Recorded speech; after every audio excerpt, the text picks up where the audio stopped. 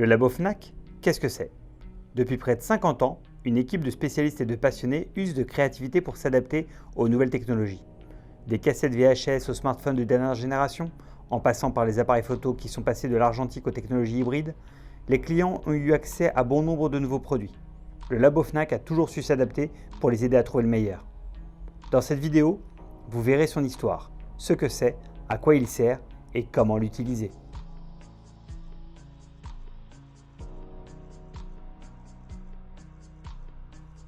Au début des années 70, le consommateur devenait militant et exigeait des produits de qualité. Comment donner une information fiable à nos clients? Les vendeurs testaient eux-mêmes les produits pour être sûrs de bien conseiller le futur acheteur. L'exercice étant compliqué, car d'un vendeur à un autre, la vie peut différer. Les fondateurs de la Fnac, André Essel et Max Terret, ont donc eu l'idée de créer un laboratoire totalement indépendant du commerce. Sa mission? Établir des comparatifs à destination des clients dans nos magasins. C'est au même moment que le magazine 50 millions de consommateurs fut créé. En 1972, le laboratoire d'essai Fnac fut créé. À partir de là, les dossiers techniques du labo Fnac furent distribués dans tous les magasins. Ce dossier était très attendu par les clients, mais également par les vendeurs.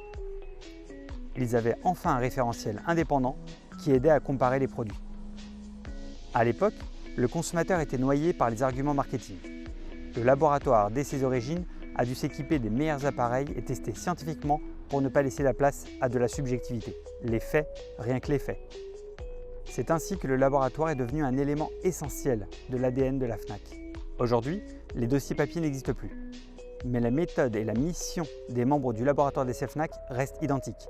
L'information indépendante et objective du consommateur. Pour produire un comparatif de produits, plusieurs étapes sont indispensables. Tout d'abord, la création du protocole de test lui-même. Que cela soit pour l'image, les appareils photo et les écrans télé, que cela soit pour tout ce qui est son, les chaînes Wi-Fi, enceintes, barres de son, stations audio et casques, ou que cela soit pour le multimédia, informatique, imprimante, smartphone. Toutes ces familles de produits ont eu droit à un protocole de test entièrement pensé et réalisé au labo Fnac. Ces protocoles sont fondamentaux, car c'est eux qui garantissent notre indépendance et la véracité de nos données. Ils sont issus des recherches des responsables de test, de l'achat d'équipements de mesure scientifiques et de nombreuses heures de développement. Sauf exception, l'ensemble des produits testés proviennent de nos stocks. Cela garantit d'être au plus près de la position du client et que nous évitions ainsi des produits qui ont été manipulés et qui ne seraient pas identiques à celui vendu réellement. Une fois le produit réceptionné, la personne en charge du test peut commencer son évaluation. Chaque produit d'une même catégorie est évalué de manière strictement identique. C'est la condition indispensable pour un comparatif objectif. Nous ne faisons jamais intervenir une appréciation subjective et humaine sur la notation finale. Les équipements utilisés sont variés et le labo Fnac essaie de s'adapter sans aucune limitation technique. Oscilloscope, générateur, spectrophotomètre, cage de Faraday, chambre anéchoïde sont autant d'instruments qu'il y a de développement derrière pour piloter tout cela. Par exemple, des langages tels que le VBA, Python, MATLAB, LabVIEW, JavaScript, entre autres, sont utilisés. Le laboratoire nécessite autant de compétences que d'ingéniosité pour s'adapter au plus vite à tout changement technologique. Toutes ces données sont stockées dans notre base de données interne. La note qui va de 1 à 5 étoiles est calculée automatiquement et c'est à partir de cette base que toutes nos publications sont réalisées. Tous nos résultats sont ensuite publiés via différents canaux.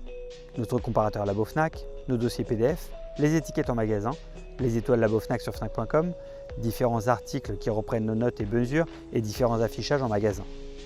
Une fois les notes publiées, des discussions et échanges sont réalisés entre le labo Fnac, la direction commerciale et les constructeurs.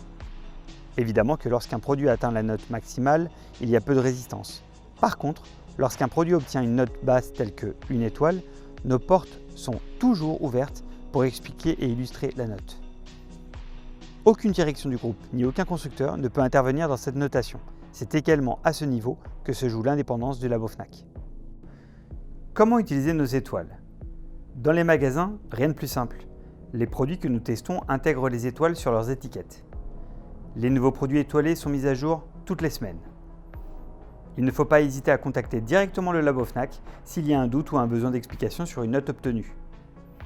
À disposition de tous, il existe un dossier PDF par famille de produits qui donne l'ensemble des résultats selon des segmentations précises. Par exemple, les meilleurs smartphones à moins de 200 €, ou les écrans plats entre 45 et 55 pouces. Cela a vocation à répondre le plus rapidement possible à ces critères. Le Labo Fnac affiche également ses étoiles et l'ensemble des notes sur Internet. Sur Fnac.com, évidemment, vous pouvez retrouver d'ailleurs le filtre Labo Fnac, en bas à gauche, qui vous permet de sélectionner les meilleurs produits dans chaque catégorie. Simplement en cochant une ou plusieurs valeurs, les produits concernés s'afficheront.